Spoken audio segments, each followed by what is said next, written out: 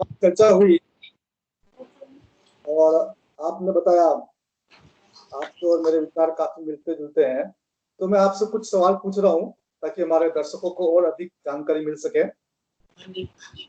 सबसे पहला सवाल ये है कि क्या कोरोना वायरस कोई खतरनाक बीमारी है? इसके लिए आपको इसके होने वाले वायरस के बारे में जानना जरूरी है। जी जी। इसका जो वायरस है, वायरस के बारे में अभी दुनिया में कोई कुछ नहीं जानता। जी। मेरे हिसाब से, जहाँ तक मेरा अनुभव है, वायरस कहाँ से आता है, इसके लिए आप सेल की स्ट्रक्चर पर जाएं। अच्छा। सेल में राइबोसोम्स होते हैं। ठीक है। राइबोसोम में आरएनए होता है और उसके बाहर एक प्रोटीन की लेयर होती है। ठीक है। और कोरोना वायरस में या वायरस में भी यही होता है। तो मेरे हिसाब से कोरोना वायरस जो है वो राइबोसोम ही है। अब आप कहेंगे कि साहब ये राइबोसोम कहाँ से आया? तो हम लोग जो बैक्टीरियासाइडल दवाइयाँ खाते हैं, तो हमारी जो सेल मेम्ब्रेन है या सेल वाल है, ये टूट जाती है, तो जिससे हमारा राइबोसोम एनवायरनमेंट में आ जाता है। ठीक है। राइबोसोम में आरएनए होता है और आरएनए डीएनए से बनता है। और आजकल आरएनए को डीएनए में बदल देते हैं, डीएनए को आरएनए में भी बदल देते हैं।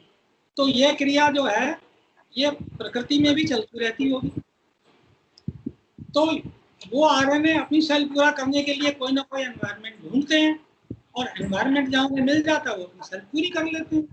तो इसमें कोई ऐसी कोई खराबी तो है नहीं कि भाई सेल बनने में कोई परेशानी हो रही हो, क्योंकि ये तो एक तरह से इमॉर्टल चीज है, अमर है ये तो कहने का मतलब ये कि ये जो कोरोना वायरस है कोई खास खतरनाक नहीं है, जितना बताया जा रहा है ऐसा कोई खतरनाक नहीं है। नहीं, आप इस बात पे जाइए कि कोरोना वायरस से होने वाले सिम्टम क्या क्या हैं। कोरोना वायरस से हमें कफ होता है और फीवर होता है। अगर आप कफ को पढ़ेंगे तो कफ हमारा एक प्रोटेक्टिव फिनोमेना है, यानी हमारी सुरक्षा का तरीका है। और ये कफ का रिफ्लेक्स इतना तेज होता है कि ये एंटी ग्रेविटी चलता है, मतलब ग्रेविटी के भी विरुद्ध काम करता है। तो इसमें जो वायरस या बैक्टीरिया निकल जाते हैं तो वो हमारी बॉडी से तो निकल गए, इसका मतलब हमें वो स्वस्थ करने के लिए होते हैं। दूसरा कि फीवर भी हमारा एक प्रोटेक्टिव फिनोमेना है, वो हमें हमारी बॉडी पैदा करती है, ना कि वायरस और बैक्टीरिया पैदा करती है।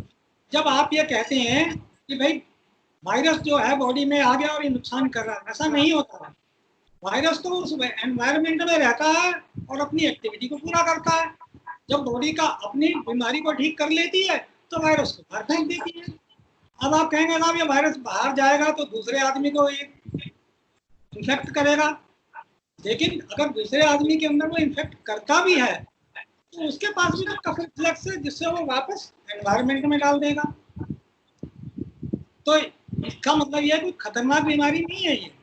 ये तो एक बॉडी पैदा करती है अपने को स्वस्थ करने के लिए, किसी भी पुरानी बीमारी को स्वस्थ करने के लिए एक्यूट बीमारी में चेंज करके बॉडी उसको ठीक करती है। आप कोई और क्वेश्चन पूछना चाहें? हाँ, तो अब एक सवाल ये है कि सरकार ने मास्क को कंपलसरी कर रखा, आवश्यक। तो मास्क लगाने से फायदा होगा या नुकसान होगा? देखिए साहब, मास्क लगाने के लिए मेरे हिसाब से तो कोई फायदा नहीं है, क्योंकि जब हम खांसी करते हैं तो उसमें जो भी हमारे बैक्टीरिया निकल जाते हैं या वायरस निकल जाते हैं, वो वायरस उसी मास्क में रह जाते हैं और फिर हम इनहेल कर लेते हैं तो फिर दोबारा हमारी बॉडी में चले जाते हैं। इसका मतलब ये है कि जो पहले से इन्फेक्टेड आदमी है वो अपने इन्फेक्शन को कम नहीं कर पाता है और मास्क से वो लौट के आपके रेस्पिरेटरी ट्रैक्ट में वापस आ जाते हैं। और जब वो पहले से इन्फेक्टेड है तो उसको वो ज़्यादा परेशानी पैदा करेगा। इसलिए मास्क का तो मैं समझता हूँ कोई रोल नहीं है उसके अंदर। दूसरा कारण कि आपकी नाक के अंदर नेजल हेयर्स होती हैं और उनमें से कोई भी चीज़ इस तरह से एंटर नहीं कर सकती, और अगर एंटर कर भी जाती है तो हमको बुखार होता है कोरोना वायरस में, और बुखार भी हमारा प्रोटेक्टिव फिनोमेना है। लोग ये कह रहे हैं कि साहब लो टेम्परेचर में वो इफेक्टिव है या इन्फेक्शन करता है, तो जब हमें बुखार हो रहा है तो बुखार तो हमें फायदा करेगा उसमें। लोग कहते हैं गार्गल करो गर्म पानी से, तो हमें गार्गल करने की भी जरूरत नहीं पड़ेगी।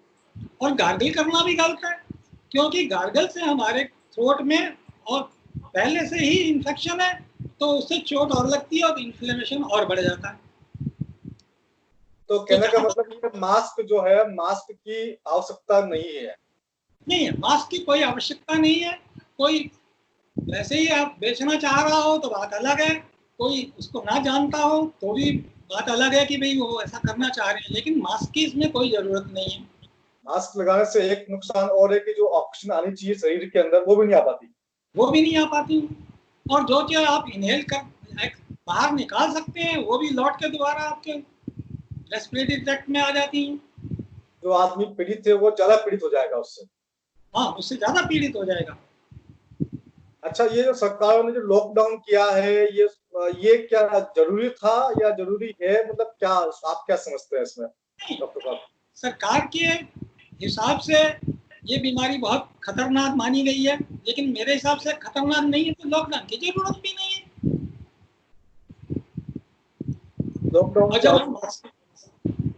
लॉकडाउन की जरूरत भी नहीं है। अच्छा, आपने इसके लिए कोई कोशिश की किसी मंत्री से, किसी अधिकारी से बात करने की, समझाने की? मैंने सबसे पहले तो श्री हर्षवर्धन जी से, सेंट्रल हेल्थ मिनिस्टर है, उनसे बात करनी चाहिए। डॉक्टर हर्षवर्धन से आपने बात करने की कोशिश की? हाँ, मैंने 6 या 7 बार फोन मिलाया, लैंडलाइन भी मिलाया, उनका पर्सनल और मोबाइल भी पर्सनल, क्योंकि वो मुझे किसी से मिल गया था, लेकिन उन्होंने उठाया नहीं वो फोन। उनके किसी आदमी ने या सेक्रेटरी ने फोन उठाया तो उन्होंने मुझे कहा भी आप आयुष मंत्रालय से बात करें। तो मैंने आयुष मंत्रालय से पहले ही बात कर ली थी श्रीपाद जी से, तो उन्होंने कहा था कि भैया आप हर्षवर्धन जी से बात करें। तो फिर मैंने दोबारा श्रीपाद जी से बात की, तो उन्होंने किसी और व्यक्ति का नाम दिया कि भी आप इनसे बात करें, और फिर डॉक्टर लीना छत्रे हैं उनसे बात करें।